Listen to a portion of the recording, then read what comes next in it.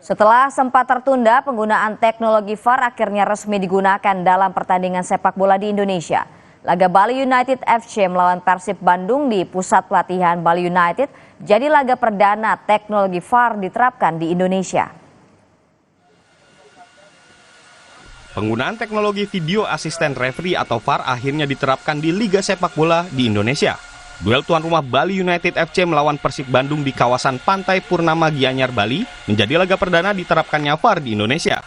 Di Liga 1 terdapat 12 mobil VAR khusus untuk Liga 1 musim 2023-2024 Championship Series dan digunakan untuk 8 pertandingan. Di dalam mobil VAR inilah bertugas wasit VAR, asisten wasit VAR, dan replay operator. Teknologi VAR digunakan untuk 4 kejadian dalam pertandingan, yakni saat terjadi gol untuk menentukan sah atau tidaknya gol, keputusan penalti atau sebaliknya, keputusan mengeluarkan kartu merah dan mengidentifikasi siapa pemain yang hendak dijatuhkan sanksi.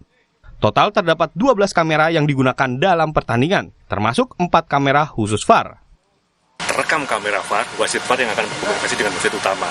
Jadi dalam hal ini, wasit utama akan mendapatkan rekomendasi ketika ada suatu kejadian yang terdeteksi oleh VAR dan dari wasit yang ada di sini. Tapi sekali lagi, keputusan utama bukan pada wasit VAR.